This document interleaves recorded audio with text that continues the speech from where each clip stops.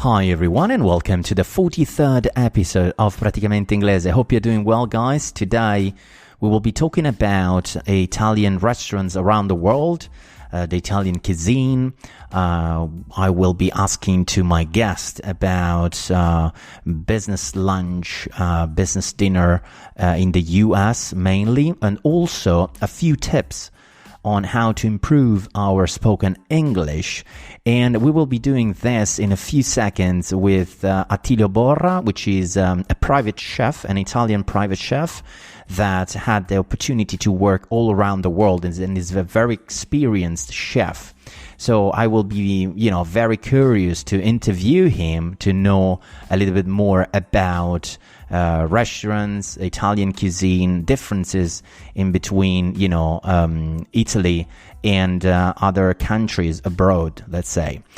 Before doing that, I would like to remind you that Praticamente Inglese is everywhere. It's on Facebook, on YouTube, on Instagram, on Patreon. If you want to support me and you want to be part of the community, we meet every 2 weeks on a Thursday, and we have a chat together with all the supporters. So if you want to be part of the community, you can go on patreon.com/Mattia Morelli. And also, since last week, Praticamente Inglese is on Amazon Music as well. So you can ask Alexa to play the podcast directly from the Echo device, and you can try and see if it's working or not. And you let me know, maybe with a DM on LinkedIn, as we usually, have a chat and you share your feedback with me. And I really appreciate all the people that are sending me a DM saying about the podcast and how I can improve and all those kind of thing. So as we're going to have a long interview, something around 45 minutes with Attilio, I'm going to switch now in Italian for a bit, and I will tell you a little bit more about today's episode. Quindi ragazzi, come vi ho già detto, insomma, adesso in inglese ormai siete super pratici, trovate praticamente inglese un pochino ovunque. E oggi intervisto Attilio Borra, che è un private chef, una persona molto molto competente nella ristorazione ed è un ambasciatore, diciamo, della cucina italiana nel mondo, e molto esperto soprattutto in America. Quindi gli chiederò delle cose circa le differenze con l'Italia, delle piccole tips, differenze anche di termini che utilizziamo noi e cosa avviene un po' all'estero, sia per la ristorazione sia per il cibo italiano, di cui siamo tanto famosi nel mondo. E il podcast è anche su Amazon Music dalla scorsa settimana, quindi insomma continuate a seguirlo, datemi i vostri feedback su LinkedIn, li aspetto, e quindi insomma spero che mi possiate dare suggerimenti per le prossime puntate, se vi piacciono queste serie di interviste, che tipologia di persone volete che io intervisti in futuro, e un pochino insomma in generale cosa ne pensate, perché tengo molto ai vostri feedback. So having said that, so let's get started with today's episode, and I would like to welcome Attilio Borra. Hi Attilio, how's it going? Fine, how are you? Nice to be here with you. Yeah, thanks for accepting my invitation to the podcast Praticamente Inglese, as I would like to talk about restaurants. Differences between Italian restaurants, American restaurants. You have a great experience abroad, but tell us a little bit more about yourself, Attilio. Okay, well, my name is Attilio Borra, as you said. I've been traveling the world since I was a little kid. I was very lucky. And this passion of food that I had has brought me to get more and more the knowledge of how the food industry works, not only in Italy, but also abroad. When I was a teenager, I did a cooking school, got a diploma for that. And very young, I started working in restaurants. I left Italy that I was only 18 to go to United States. And as I was still going to college, I work in restaurants over there from the very, very bottom all the way up as I got older. So I started as a busboy, and now I became a chef. So what's a busboy in Italian? A busboy, from the term bust, means to clean. So you clean the tables after the guest has gone, just so that you can reset the table, and a waiter can have a free, nice, clean table to host some more clients. So usually in a restaurant that has a lot of turnover with the clients, the busboy is an essential figure,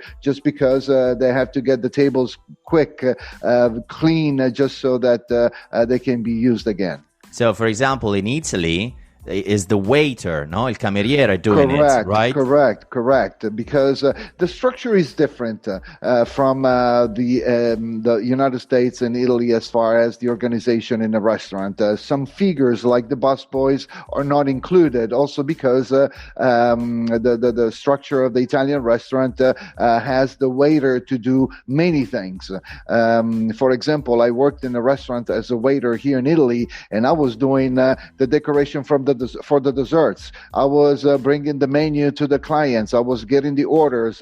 Sometimes I even help the chef, depending how big the restaurant is, but you help the chef also to do some appetizer. You cut the bread and you bring it to the table. All kinds of things that in United States, maybe they have several other figures to do this kind of job. So the waiter mainly just brings the food to the table, or the drinks or things like that, and that's it. Okay, yeah, it's quite interesting. So, for example, what's the main difference from you were talking about the structure of a restaurant. So in Italy, we have usually the owner of the restaurant, right?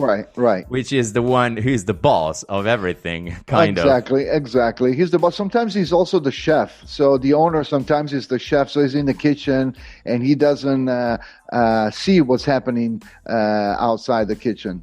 And then we have, let's say, the head waiter, let's say, il capo cameriere, il capo sala. Il maître. Il maître, okay. Il maître.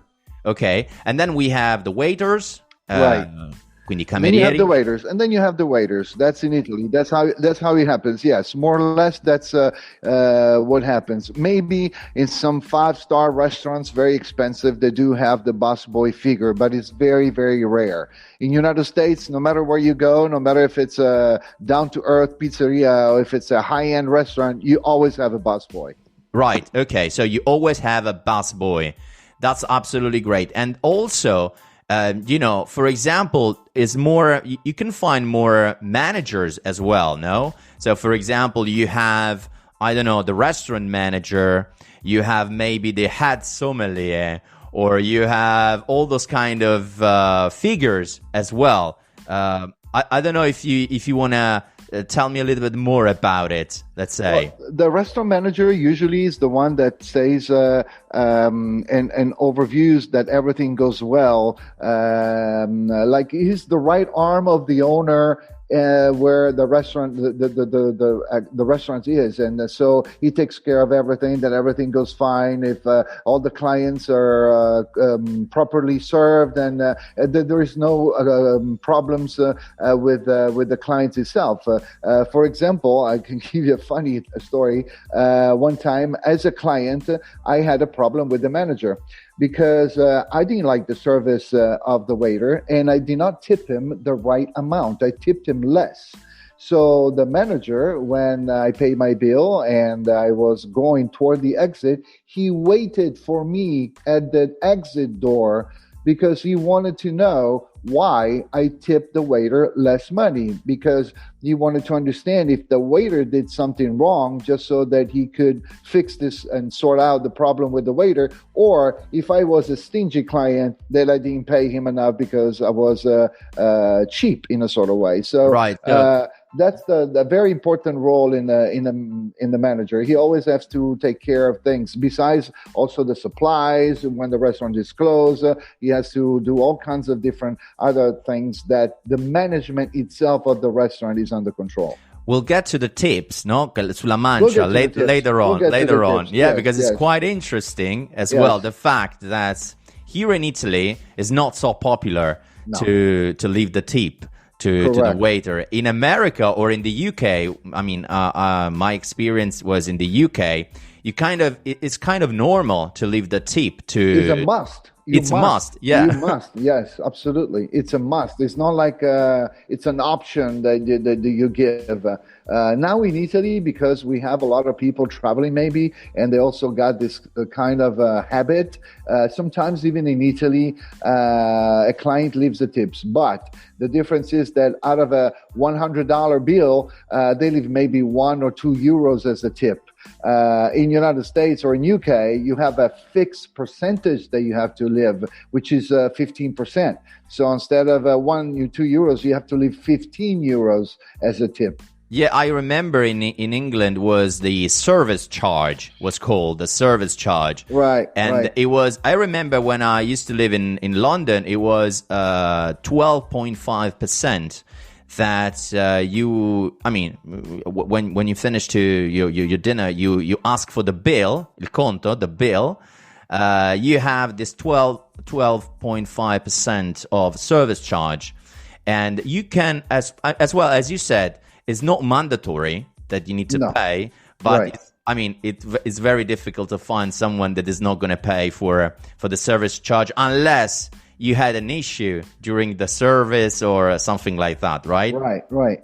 But now it's funny because you said the bill. That's another difference between two countries. They're Anglo-Saxon country, between UK and United States, for example. In UK, you said bill. In United States, you say the check. You don't say the bill. The bill is like something you pay to a supplier or my electric bill.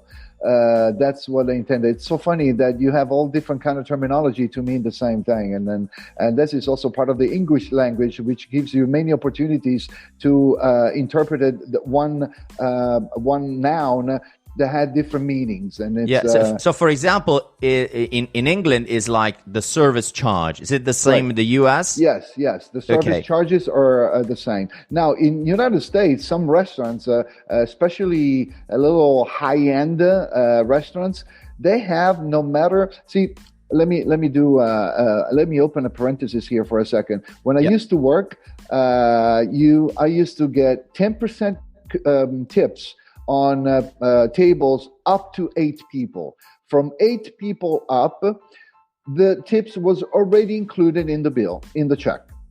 So while you go there just with your wife or your girlfriend and you give me your tip, so you have to really calculate the tip manually and add it to the check, from 8 people up, the 15% was already included. Nowadays, there's many restaurants in the United States where you go and the service charge, no matter if you're by yourself or if you're like with 20 people, it's already included in the check. And you have to be careful to read the check because when it's already included, it will say it in a tiny little thing, you know? So you read the check, you read the total, it's $100. But if you don't read correctly right where the total is, you don't notice that the service charges have been already added on, because underneath the total there is add service charger. Now the add, it's just an abbreviation of additional, right? Which if you don't put the period or the point after ADD, it means a verb, add. Right. Something else. So it's very confusing, very tricky, and you do have to know that. Otherwise, you end up paying a double tip to your waiter, which many people do regardless, because they just don't read. They read the total, they assume that there is no tips included, they just see add the service charges, which they will add the service charges, but the add is something that is actually an additional one, not something that you're adding to it. Yeah, because also, I think with the tips, with all the service charge, the restaurants will pay the waiter an additional amount, So it's like in Italy, we have contracts, with the waiter. I don't know, it would be at the end of the month, maybe 1,000 euros per month, 1,200 euros per month. And we don't have so many tips in here in Italy. In Italy, the waiter is paid by income. Okay. So it is a true employee of the restaurant, just like any other figure inside the restaurant, and he has a fixed income that he receives every month. And what about the U.S., for example? In the U.S. it works different because, of course, all the waiters have to be legalized, and so they are hired as an employee, but they don't get paid a fixed income like here. They have minimum wage that, according to each state, has an amount. So, to give you an example, when I was working, the minimum wage was $1.01 per hour. So I would work 8 hours a day in a restaurant, and I would get paid $8.08, and that was the legal amount that I would get paid as an employee. Of course, on top of that, I get paid with the tips. So the waiter in the United States or in UK, for this matter, they make money. Their income depends on the service because depends on the tips. Right. In Italy, it doesn't work that way. Of course, the waiter still has to be kind and still have to be a good waiter because otherwise he can incur in some problems with his employer. But the thing is, that you as a client do not have a direct control of what the performance of the waiter was according to whatever money you leave them as a tip. So the only way for you to complain if something went wrong is to go straight to the owner or to the restaurant manager per se and just explain what the problem was. In the United States it works just with a tip. Ok, fammi fare un piccolo recap in italiano. Quindi da noi in Italia ovviamente abbiamo il cameriere è assunto come qualsiasi altra figura all'interno del ristorante, mentre invece in America soprattutto il cameriere ha un cosiddetto minimum wage, quindi una soglia minima che ogni stato deve garantire a qualsiasi persona che lavora per ore. Corretto. Quindi $8 all'ora, $10 all'ora, quello che sia. Esatto. E in più ha tutta quella parte di tips che sono molto più generose rispetto in Italia, poi quasi tutti pagano perché viene aggiunto direttamente al conto finale e che quindi poi si vanno a ridistribuire tra i camerieri. No. Ogni cameriere ha la sua tip, perché negli Stati Uniti nel momento in cui tu a fine giornata porti a casa $100 di tips, per esempio, su quei $100 tu devi dichiararli e vanno a far parte di quello che tu dichiari come tuo reddito personale, quindi non è suddiviso. Semmai tu cameriere vai a dare una percentuale delle tue mance al busboy, perché che è colui che ti ha pulito il tavolo. Certo, perché senza di lui tu non avresti i tavoli puliti, quindi il busboy in genere prende anche una piccola percentuale delle mance dal cameriere di quella zona, perché ogni cameriere ha una zona nei ristoranti divisi in zone, ogni cameriere ha 3-4 tavoli e quindi 5 quelli che sono, e quindi il busboy che lavora in quella zona va a prendersi una percentuale da parte di quel cameriere. So it's like a little entrepreneur, the waiter in the US. Absolutely. It's an entrepreneur because he has to manage not only the client, but he also has to manage the people that works for him, in this case, the busboy. Okay, so it's actually, the thing is, if you find a new job, you want to change the restaurant, you want to work for another restaurant, you go there and before, accepting the role, you ask for how many tips, how is the service charge, and all those kind of things. You as a waiter, you should be very interested to know. Or is it more or less the same? It's already set up. I mean, the percentage of tips that have been already set up nationwide. And when a waiter goes work in a restaurant, the only thing that he has to learn is where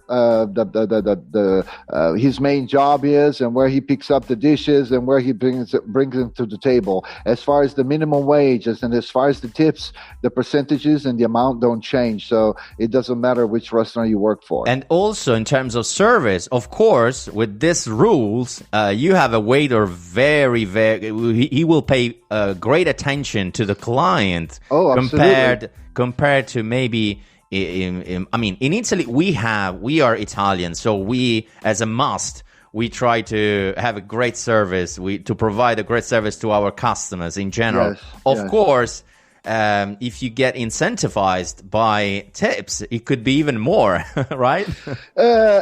Nay. Let's just put it this way. Italians waiters are very professional.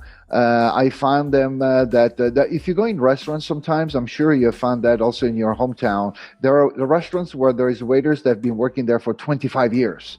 And they've been there a long time. And that means not only that they know the restaurant, they like the owner and everything else, and they like the food of that restaurant, but they also been appreciative of the clientele. And the clientele is very important because the feedback that they get, it makes me, as an owner, being an appreciative person toward the service that I give to my clients. So it's just a way of doing and serving. For example, when you go in an Italian restaurant, you sit down, they bring you the menu, and you have on your table nothing. Maybe a couple of breadsticks packages. That's it. You have nothing else. Every kind of food and drinks come after you have your order and express whatever you want from the menu. In the United States, it's not like that. In the United States, you sit down, the first thing that the waiter comes and pours some water on you. So you have a fresh glass of water. Maybe bring some little bread and something. And all this even before sometimes you order your food on the menu. So the waiter in the United States is also forced to come more and more time to fill up that water that you have, because most of the time they drink tap water. They don't order bottled water like we do over here. So that's like one of the difference. Plus, because they do get the tips, they come, how is your food? Is that okay? You need anything else? You want me to bring you a little bit of this, a little more sauce, a little more ketchup, a little of this. So they come very often to your table. I have to say, in certain case, they're even annoying, because they really come too much. And I'm like, okay, I'm fine. Please, leave me alone. Let me talk to the person that I'm with. Leave me alone, please. Yes, I'm talking more to you than the person I'm with at the restaurant sometimes. It's not always like that. And they're very kind and they're very gentle, I have to say. They're not rude, or they're not, how can I say, they're not invasive. They're very polite. At the same time, in Italy, everything is reduced to a minimum. So they bring you the food, you start to eat, you will not see the waiter until it's finished, and they take your plate away. They rarely come to say, how is it going, everything okay? Maybe they come one time. Is everything okay? Unless you are in a Michelin star restaurant where the service is like amazing everywhere, right? Yes, of course. But if you go in a Michelin star hotel, in a Michelin star restaurant, you pay like $200 per person to eat. You pretend a little more service than the pizzeria and the way you usually go, of course. Right. That's also the other kind of thing, the Italian mentality. If I pay more, I deserve to have more, no matter if it's food, no matter if it's service. In the United States, it works the same way, but as far as the service is concerned, because you pay with the tips, the service is always the same. So the waiter will be always attentive to your table, and he will always come and trying to give you whatever you need even before you ask it. Yeah, because the service he provides you is like will result in more money at the end of the day. Absolutely. Yeah. You know how many times I was paid when I was working as a waiter because I made I said a joke, I made the client laugh and all this. I got paid much more than the 10 or 15% of tips, just because the client had a fantastic experience. That's what they want. They want the experience inside the restaurant. They don't just want to go there to feed themselves. Right. And what about coperto? No, we have il coperto qui, no? Yes, here. yes, so che tu paghi yes. €1, €2 a persona. How is that working? I mean, No, it doesn't work like that in the United States. In the United States, you don't pay for bread, you don't pay for the coperto. You pay for the bread if you ask some more, maybe, besides what they ask you. But usually the coperto and bread, it's something that only in Italy we have, which at the end of the day, it helps the restaurant owner to pay his own expenses for the tablecloth. Let's consider that a lot of time when you don't pay the coperto in Italy or in the United States, you're not eating on a cotton tablecloth. You're probably eating on a paper tablecloth, and that's why you don't pay it. But even high-end restaurants, they don't put the coperto as a voice on your bill. I'm sure that whatever other expenses that there is, it's already included in your bill under another name, or it mixed with the food cost, but they don't just specify the coperto for sure. Yeah. And let me ask you this. So we talked about, the restaurant. What about the chef? What about behind the scene? Behind the scene. Yeah. I mean, I'm very curious to know as well the differences in between, of course, Italy and the United States when it comes to Italian restaurants. You told me that there are quite a few differences in recipes as well, raw materials. Could you give us some examples of, something what's going on with the Italian cuisine abroad? Okay, let's start by saying that the Italian cuisine is probably the most popular cuisine there is in the whole world. No matter if you go to Australia, China, Hong Kong, Saudi Arabia, or Germany, or United States, or Brazil, Italian cuisine, everybody love. Anywhere I went, I'm like, I'm Italian. Oh, I love Italian food. I love Italian cooking, and everybody loves that. So because of this, a lot of Italian restaurants popped up everywhere. And even if you're not Italian, you want to use the Italian name just so that as a marketing strategy, it will attract more people. Now, a lot of Italian restaurants, they call themselves Italian, even though they're not owned by an Italian person.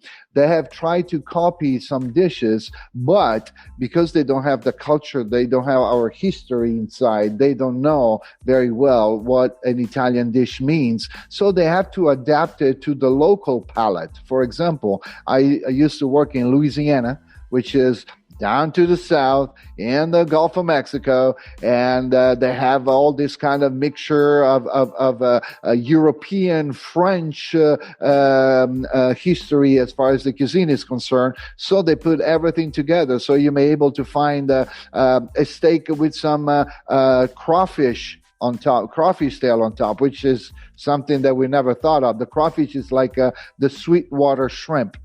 The one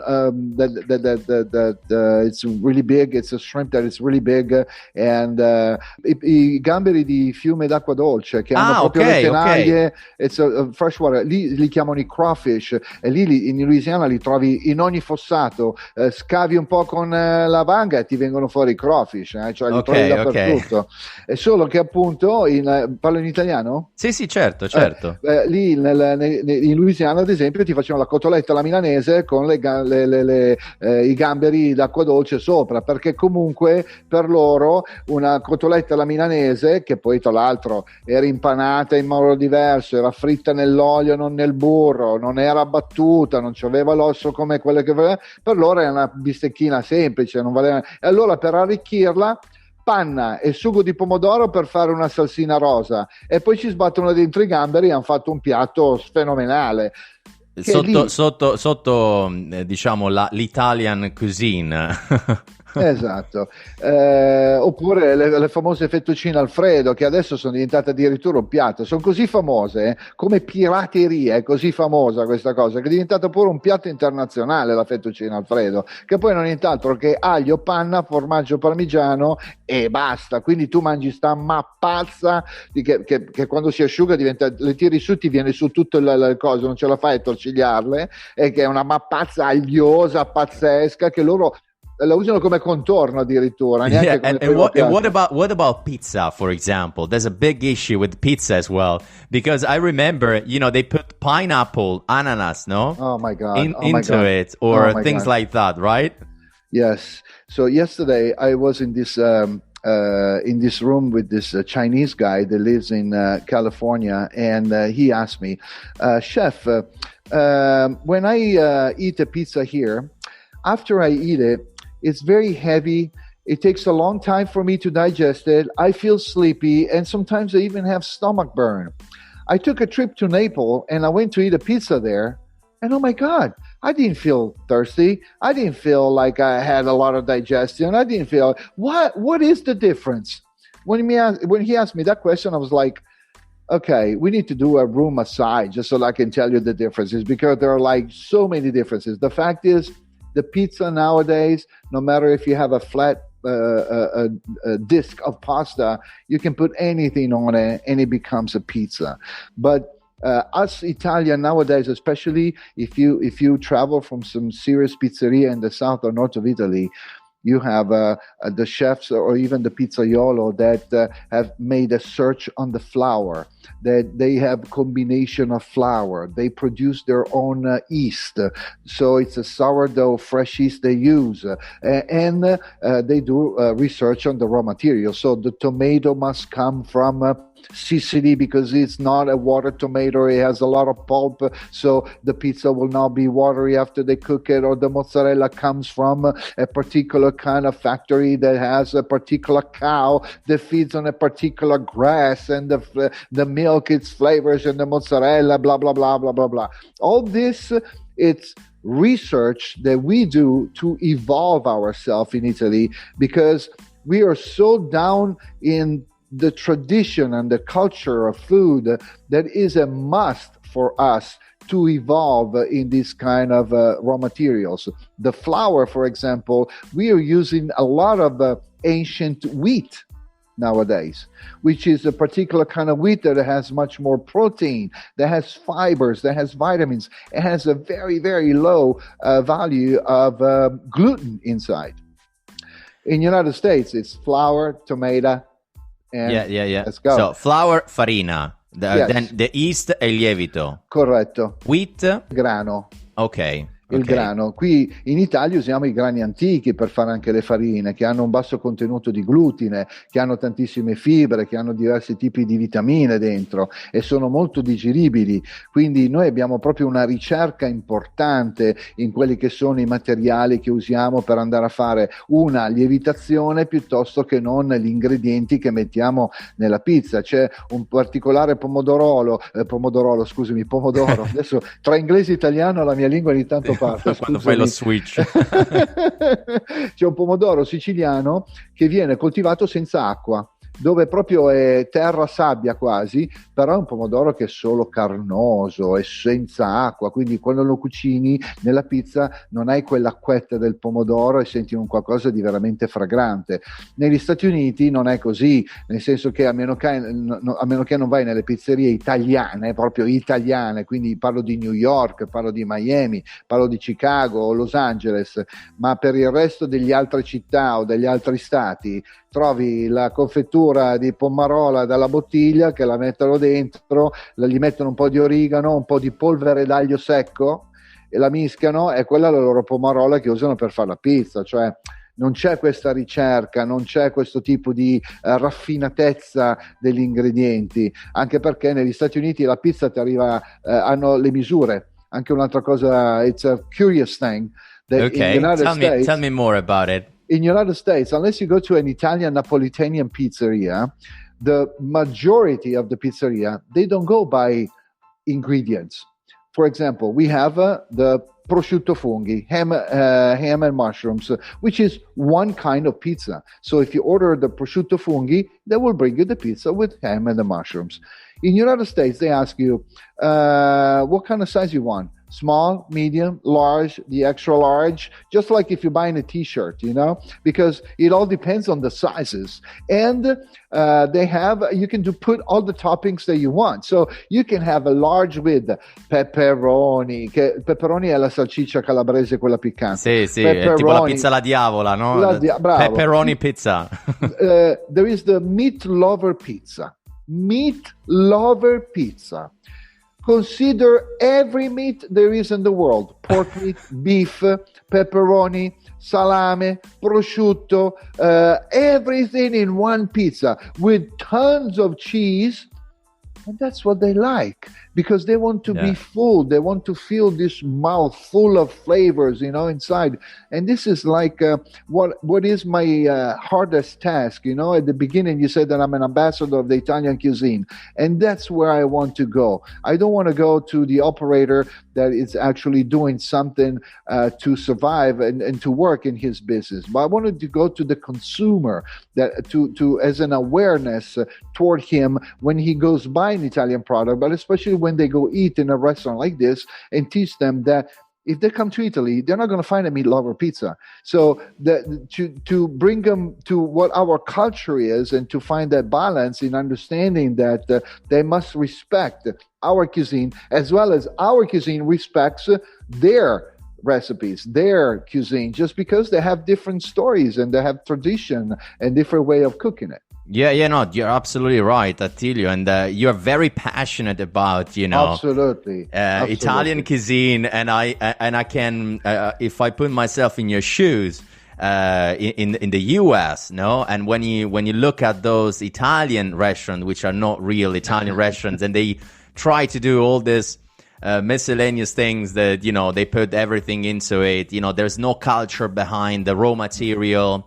And maybe the only way you can do it is maybe because you get into an Italian pizzeria or an Italian restaurant where the owner is from Italy. He's just moved from Italy, and I understood as well that there are quite a few owners of restaurants that they even get the raw material, the ingredients directly from Italy, right? Is that correct? Absolutely. There is I'll give you an example. A dear friend of mine has a restaurant, an Italian restaurant in San Diego, in La Jolla, which are the hills, high-end hills of San Diego area. And he has a beautiful restaurant. He has the branzino arriving from Italy.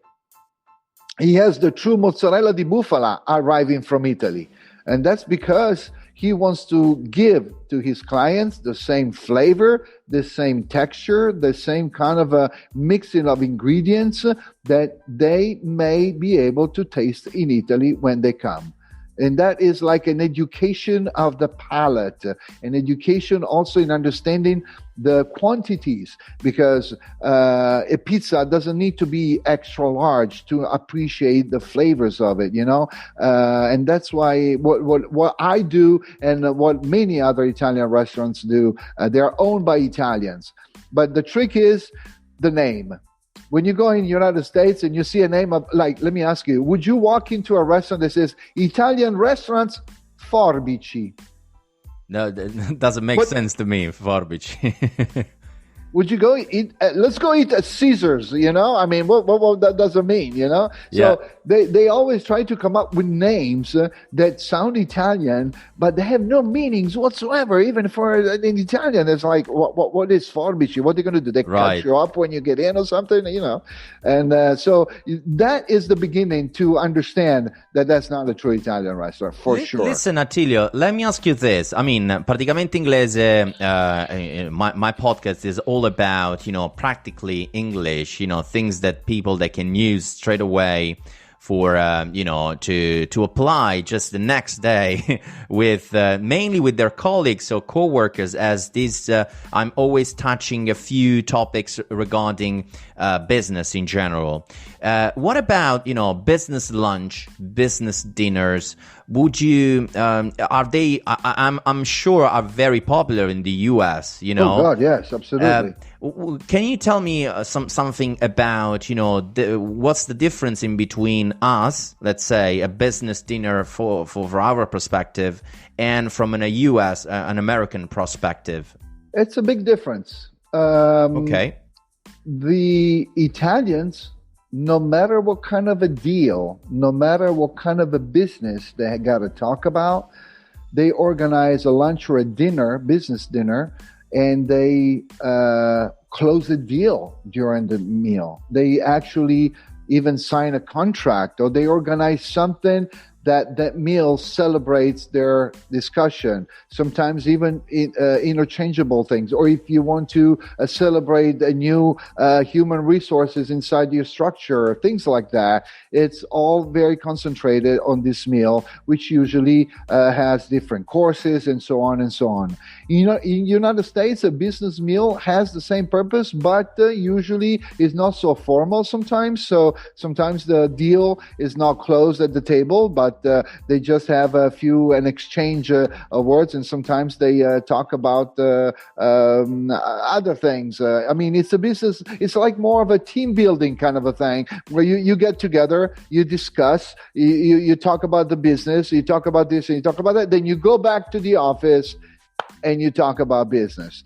But it's easier in the United States to close a deal on the golf course rather than at the table while you're eating. In Italy, everything is with your legs under the table, always.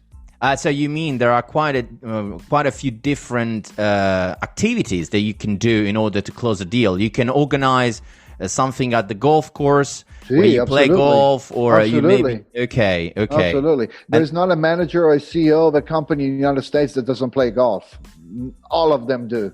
And they probably would even appreciate if you go play with them, especially if you're a foreigner, because to them, an American person, it's almost like if they give it as a granted that they would go and play golf.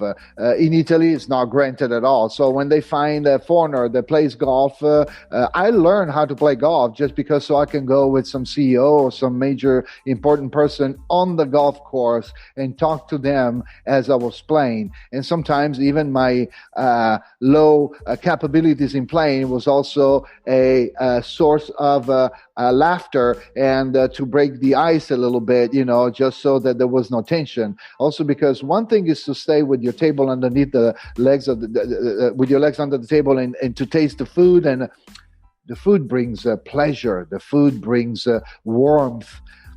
In the golf course, if you miss the shot, you're mad at yourself. So you started to change also your personality. So if you want to close a deal and the person that has to sign your contract is losing, or it's not in that good of a day, and all his shots are like going left and right, you're like, oh my God, I'm never going to do anything today. So, I mean, you also have this kind of a thing that you got to consider. That's great. That's a great example. And do you have any suggestion, any tips for our audience in order to improve their English, their spoken English? We have quite a few people that maybe have studied English at school. They would like to improve. I know they always said, okay, you should listen to you should watch movies, in original language. What would be something on top of that? Okay. Something that really helped you to improve your English, and on top of speaking with the native speakers all the time, every day. Right. Okay, so I was lucky because I started to travel in foreign country when I was 12, and I started to speak a little English. But after my summer was over and I had to come back to school, whatever I've learned those 2 or 3 months that I was abroad, no matter where I was, it kind of faded away. When I went to United States, I went to school, and because of my knowledge of English, I had to do what they call some summer school, just so that I can improve during the summer some of subjects that I had to learn, and then I can move them on into the fall semester. There is one thing that helped me a lot.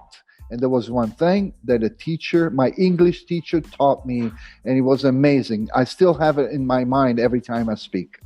So, first of all, you have to speak simple. In Italian, we have presente, passato prossimo, congiuntivi, passato remoto, congiuntivo, passato. We have so many different kind of conjugations of the verbs, which are correct, which is part of our culture and our language. In English, keep it simple. Present, and past tense. Do not start to think se ci fosse stato una cosa. No, if I was there, se c'ero, punto. Cose molto semplici, because your brain in the beginning has to think the sentences in Italian, it has to translate it in English. And unfortunately, we cannot avoid that. It's a common thing that we all do. So to have this translation process of our brain, it's easier if you think it in the present and the past tense, because the sentence can come right up easier instead of thinking, I wouldn't have done, I wouldn't have, I wouldn't have. I mean, come on. I mean, you will go crazy. Your tongue will actually make a knot in your mouth. And so, first of all, to keep it simple. Second of all, learn as many names as you can, because the English language is very easy to learn. Also because some of the names have a derivation to become verbs or to become adverbs or to become anything. I'll give you an example. The word box. Box means scatola. But if I had to tell you inscatolare, I tell you box it up. So I use the same name as a verb. Splash, same other thing. A splash of water, uno schizzo d'acqua. But if I want to dive in the water, I make a big splash there. So it comes to be a word. So the more your vocabulary is wide and has more nouns learn, you are able to speak the language, because sometimes by using present and past tense and have the names, the proper names expressed in the sentence, no matter if the construction of the sentence is backward because you translate it from Italian to English, they will still understand you. That's great. Third and last, never be afraid to speak English with another Italian. Because we Italian, when we speak among ourselves, we tend to speak Italian because it's easier, of course. And we are kind of shy because I don't speak good English. So I don't want to feel embarrassed on speaking in English with other people.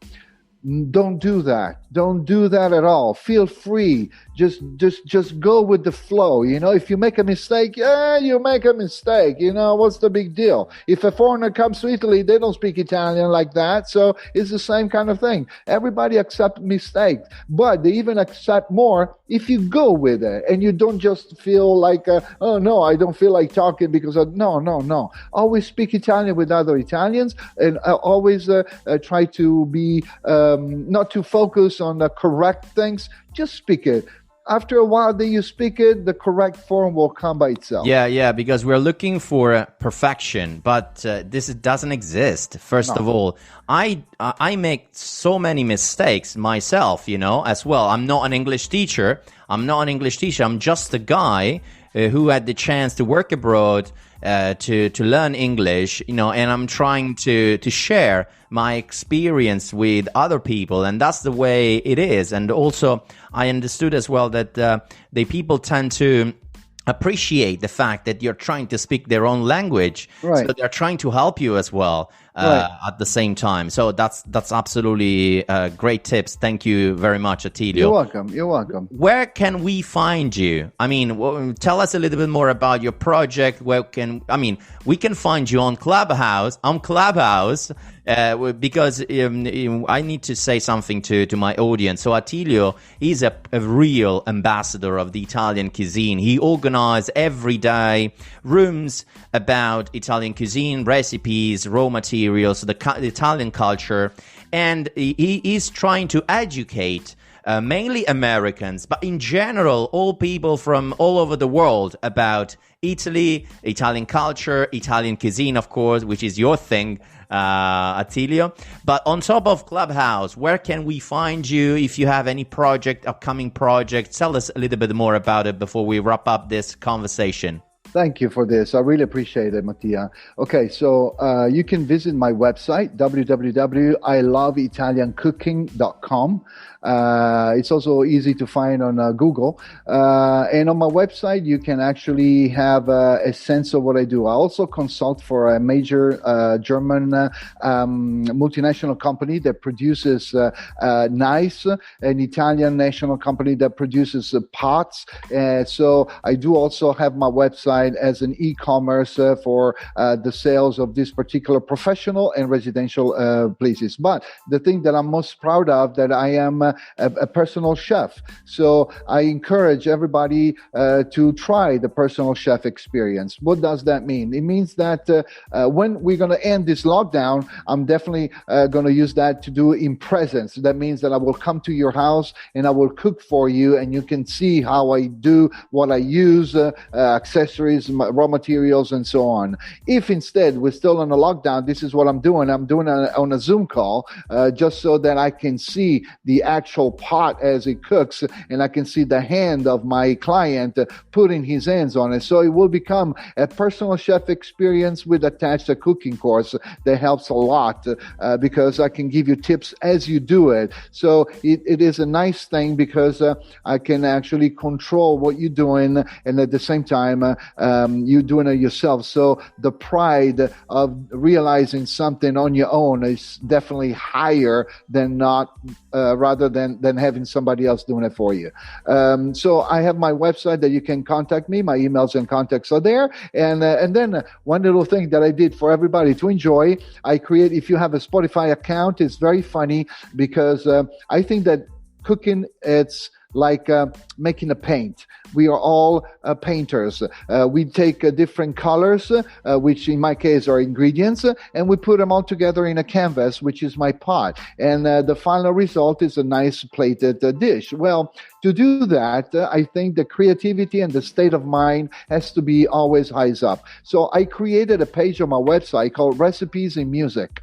So what you do, you have, for example, you wanted to cook a risotto, you go on my webpage, you see the recipe of the risotto, step by step what to do. Yet, to get you in the mood and to at the same time to get you in a better things, you can connect with my playlist on your Spotify account. I prepared a playlist that will be as long as the time that you need to cook that risotto.